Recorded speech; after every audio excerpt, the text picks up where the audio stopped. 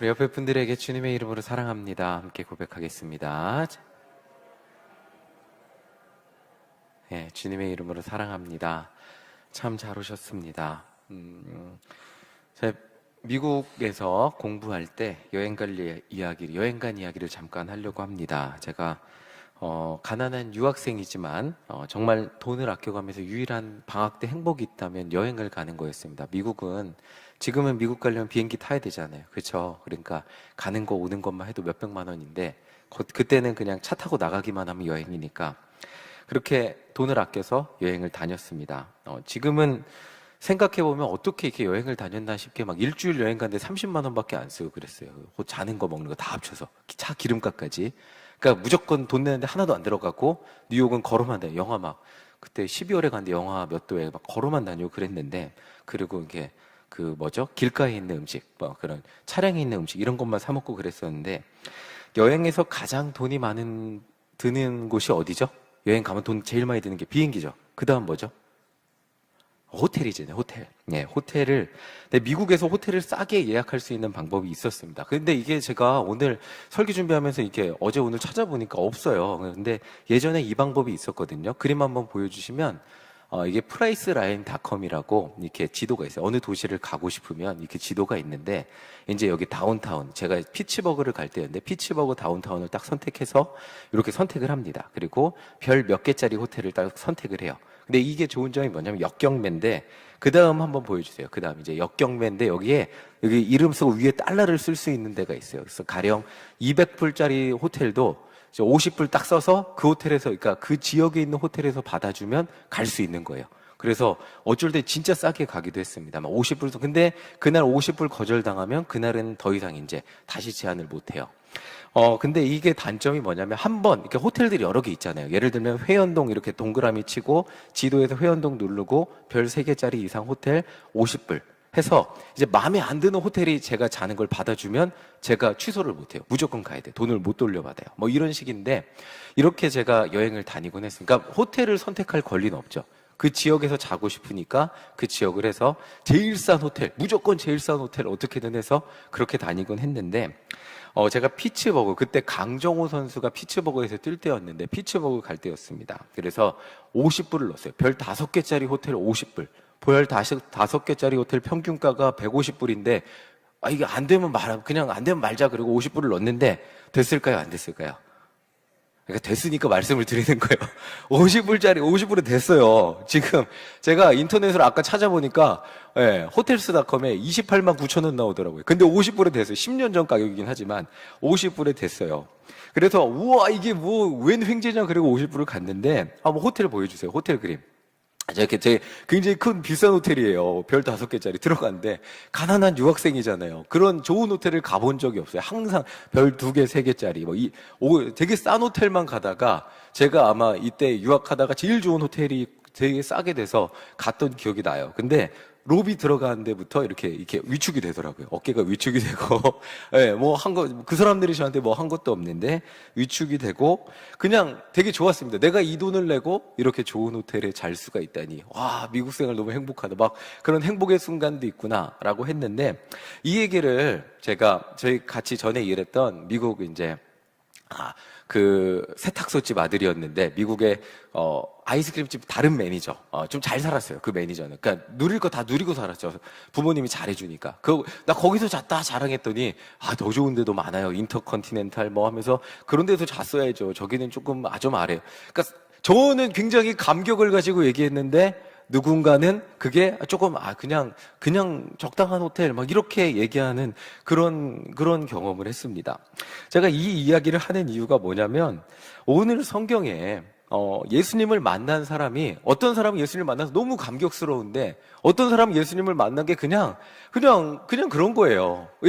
내가 예수님을 만나준 것 같은 느낌을 든 그런 사람. 바리새인은 내가 예수님을 만나줘. 나같이 높은 사람이 예수님을 만나준 거예요. 그런데 오늘 나오는 또 한 여인은 예수님을 만났다는 감격과 은혜가 너무나 벅찬 그런 여인이 등장을 합니다. 오늘 예수님을 만나줬다고 생각하는 그 첫 번째 인물 바리새인을 한번 살펴보겠습니다. 우리 36절 함께 읽어보도록 하겠습니다. 함께 읽겠습니다. 시작. 한 바리새인이 예수께 자기와 함께 잡수시기를 청하니 이에 바리새인의 집에 들어가 앉으셨을 때에, 자, 한 바리새인이 예수님께 밥을 같이 먹자 그랬어요. 이 당시 식탁의 교제를 같이 나눌 수 있는 거는 급이 돼야 밥을 같이 먹는 거예요. 급이 안 되면 밥을 같이 못 먹어요. 죄인이면 또 밥을 같이 안 먹어요. 그러니까 내가 누군가와 같이 밥을 먹는다는 것은 저 사람을 내 급으로 인정해 준다는 거거든요.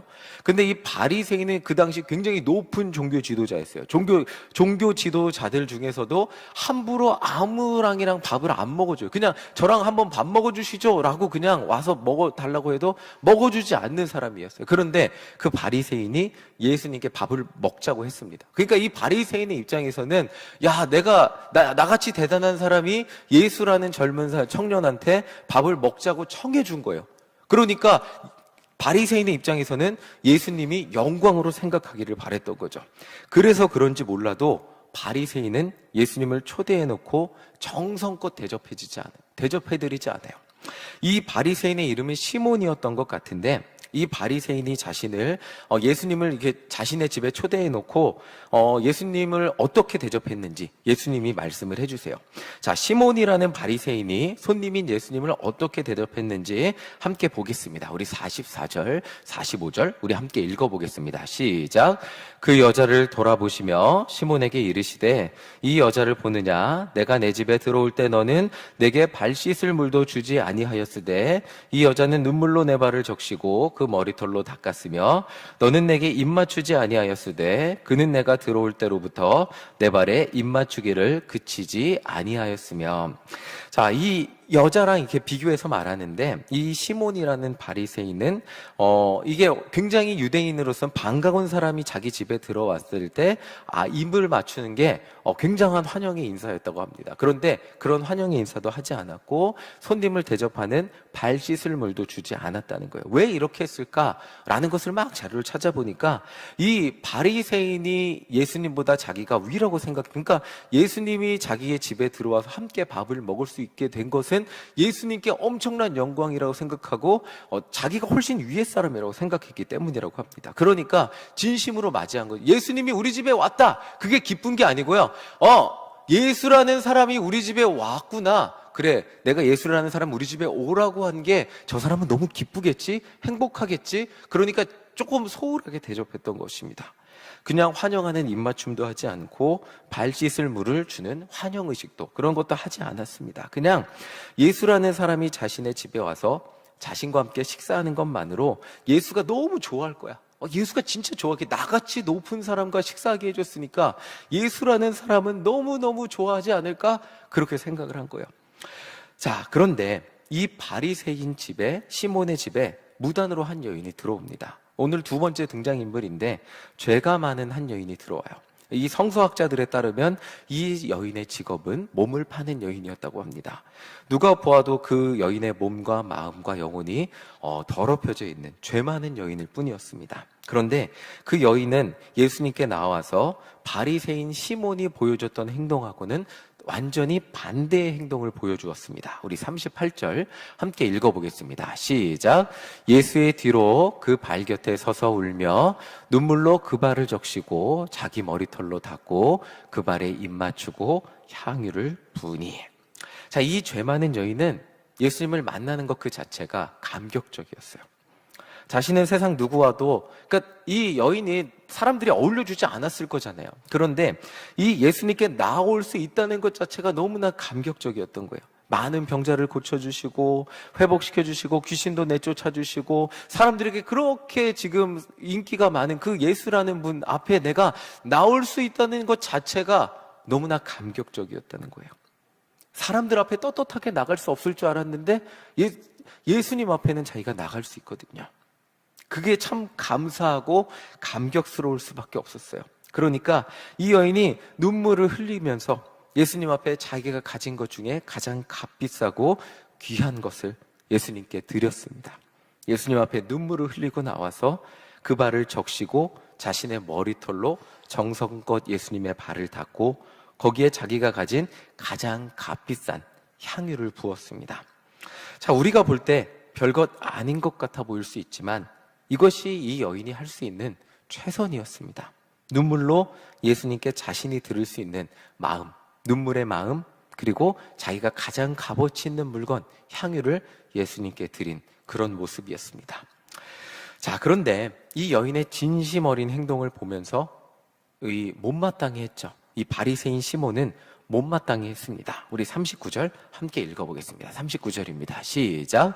예수를 청한 바리새인이 그것을 보고 마음에 이르되 이 사람이 만일 선지자라면 자기를 만지는 이 여자가 누구며 어떠한 자 곧 죄인인 줄을 알았으리라 하거늘.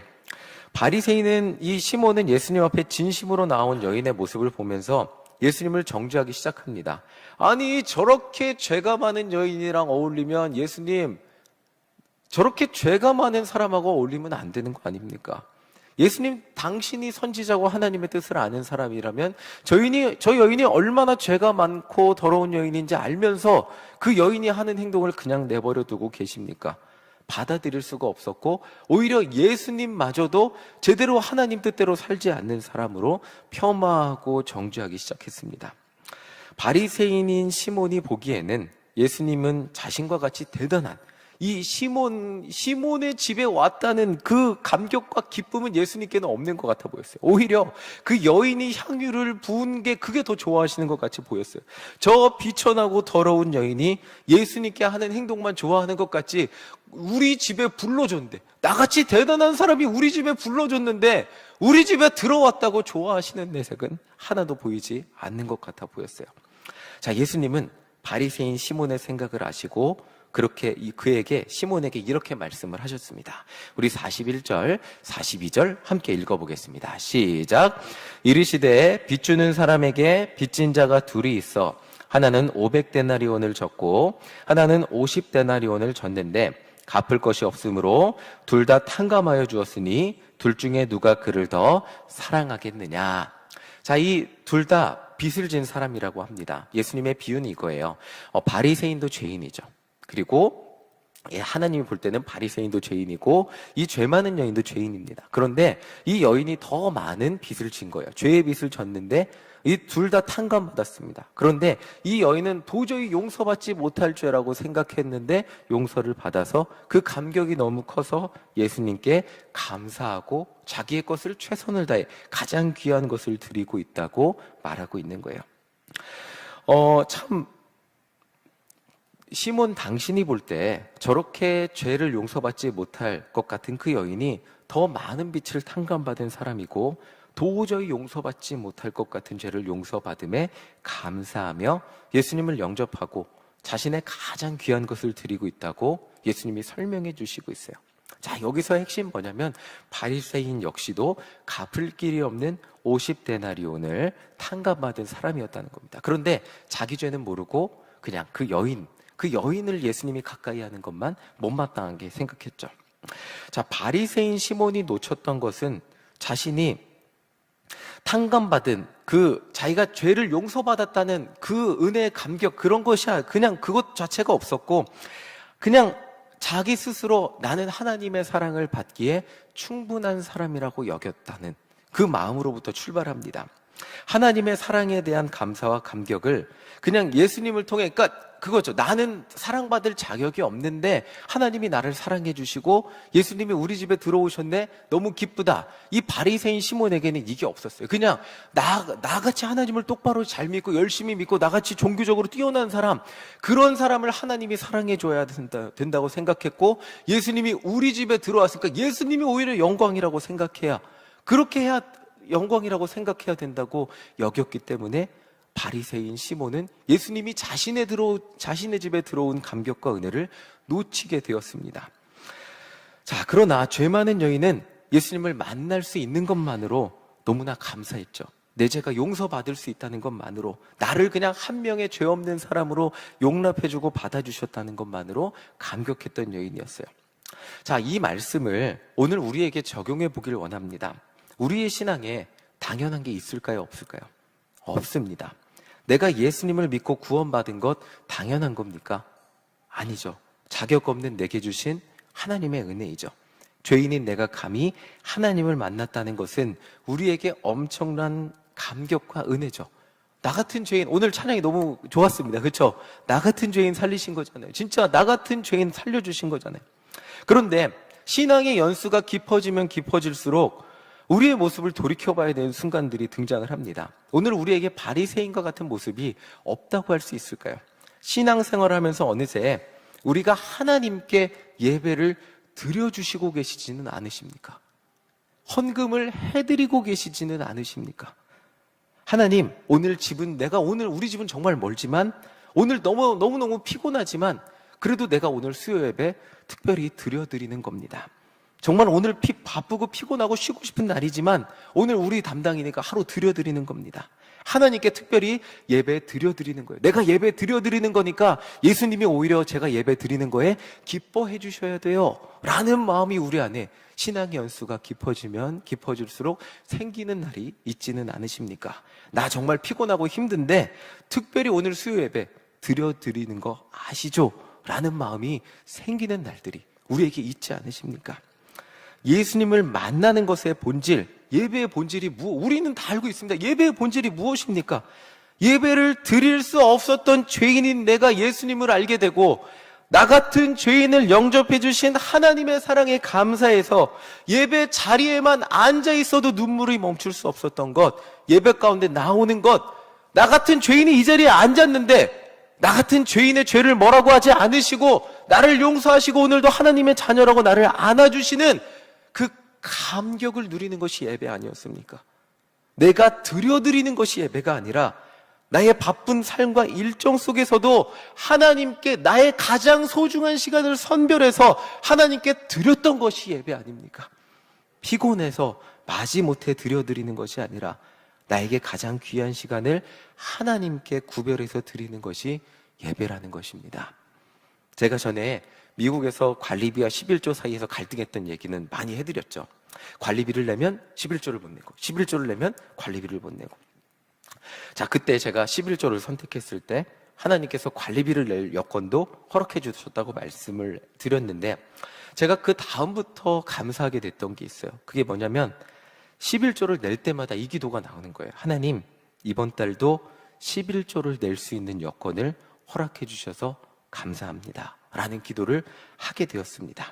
그 전에는 어떻게 했냐면 11조를 아무 감격 없이 기계처럼 그러니까 하긴 하죠. 당연하게 하죠. 감격 없이 그냥 이게 뭔가 어떻게 보면 의무적이에요. 10%를 그냥 딱 떼서 그냥 하는 거예요. 내가 얼마 들어 200만 원 들어왔으면 20만 원 딱 떼서 그냥 하는 거예요. 그것도 뭐 대단한 거죠, 사실. 그것도 그냥 하는데 그때는 감격과 은혜가 없었어요. 그냥 하는 거예요. 근데 제가 한번 11조냐 관리비냐 정말 고민을 하고 그때 11조를 선택하게 되었을 때 이게 저의 삶에 엄청난 충격이었어요. 11조를 잘못하면 내지 못할 수도 있겠구나. 나는 당연하게 내는 거라고 생각했는데 잘못하면 내지 못할 수 있겠구나 라는 것을 경험하면서 내가 11조를 낼 수 있는 재정의 상황이 되는 것도 하나님의 너무나 큰 은혜라는 것을 경험하고 고백하게 되었습니다. 그 후 매달 그렇게 고백하며 11조를 하게 돼요. 지금까지 이거는 이어집니다. 이번 달도 무사히 11조를 낼 수 있는 재정 상황을 허락하여 주심에 감사드립니다 라는 고백으로 하나님께 제 재정의 10의 1조를 감사로, 이게 당연한 게 아니에요. 11조를 드리는 게 당연한 게 아니에요. 하나님이 제 재정을 허락해 주셨기 때문에 드릴 수 있게 되었습니다. 한빛교회 지난주 기도 컨퍼런스를 갔어요. 근데 출발할 때 제가 권사님들을 만났는데 웃어지지가 않았어요. 몸이 너무 아팠거든요. 그리고 그래도 어떻게 되겠지 하고 약을 먹고 갔어요. 그래서 어떻게 되겠지 하고 갔는데 권사님들하고 다 예배당 들어갔는데 저 못, 한의원을 대전 도착했는데 병원들이 다 문을 닫았더라고요. 그래서 저는 그냥 병원 갈 곳이 없어서 한의원 가니까 약이 그냥 한약 같은 거 주더라고요. 그거 먹고 좋아지면 예배당 들어가야지 그랬는데 결국 예배당 못 들어갔어요. 바깥에서 찬양 소리가 들어오는데 아파서 도저히 못 들어가겠더라고요. 그래서 제가 차에서 누워있으면서 하나님, 제가 여기에 왜 왔습니까? 라고 기도를 했어요. 그리고 그날 밤 새벽까지도 계속 아파갖고 약을 먹고 누워있었어요. 그때 제가 느꼈던 게 뭐냐면 예배 드리는 게, 저는 목사잖아요. 매일 새벽 예배 당연하게 드리고요. 수요 예배도 드리고요. 금요 예배도 드리고요. 예배는 당연한 건데 예배 드리는 게 당연한 게 아니구나. 몸이 아프면 못 드려요. 그리고 그 다음날 이제 오전 집회까지 못 들어갔어요. 근데 오전이 좀 지나니까 몸이 괜찮아지는 것 같더라고요. 그래서 오전 집회 이제 들어갔는데 제 마음에 울컥하는 걸 느꼈어요. 이게 하나님의 은혜. 내가 예배당에 앉아서 예배 드릴 수 있는 것 자체가 하나님의 은혜예요. 그 앉아서 2시간 말씀을 듣는데 앉아서 말씀 들을 수 있는 것 자체가 하나님의, 그 체력이 되지 않으면, 건강이 되지 않으면 예배를 드릴 수 없더라고요. 그리고 점심을 먹고 내과 가서 약을 내과 약이 좋습니다. 내과 약을 먹으니까 정신이 맑아지는 거예요. 그래서 거기 예배를 드리는데 정말 하나님께 감사할 수 있었습니다. 오늘 여러분들은 이 자리에서 예배 드리는 것이 당연한 것입니까? 하나님께 예배를 드리는 겁니까? 예수님께 예배를 내가 정말 내 인생이 바쁘고 힘든데 하나님, 내가 주님 앞에 예배 드리는 겁니다. 고마운지 아세요? 라고 그 모습으로 예배 드리는 겁니까? 오늘 우리가 살아가는 것이 당연한 것입니까? 내 삶에 누리고 있는 것이 당연한 것입니까? 내가 하나님께 이만큼 헌신하고 고생하며 살았더니 너무나 당연하게 주어진 보상입니까? 아니면 자격 없는 자에게 주어진 하나님의 은혜입니까? 이 시간 예배 드리는 이 자리에 여러분들이 예배 드리는 것은 당연한 겁니까? 드리는 겁니까? 은혜입니까? 하나님의 은혜인 줄 믿습니다. 오늘 여러분들이 이 자리에서 예배 드리고 있는 것이 헌신을 맡았으니까 어쩔 수 없이, 혹은 피곤한데 오늘은 그래 하나님 그래도 예배를 내가 드리겠습니다. 그렇게 드리는 예배가 되는 것이 아닌 하나님께 감사와 감격으로 온전한 예배로, 영과 진리로 드리는 예배가 되기를 소망합니다. 오늘 감사와 감격으로 눈물로 드리는 그 예배 가운데 예수님이 이렇게 우리에게 말씀하시는 거예요. 우리 50절 함께 읽어보겠습니다. 50절 함께 읽겠습니다. 시작. 예수께서 여자에게 이르시되 내 믿음이 너를 구원하였으니 평안히 가라 하시니라. 구원받은 우리의 믿음은 단 하나예요. 자격 없는 내가 예수님의 십자가 사랑으로 구원받았다는 것입니다. 오늘도 내가 예배를 드리는 것 같지만, 하나님께 내가 헌신해 드리는 것 같지만, 헌금을 내 드리는 것 같지만 아닙니다.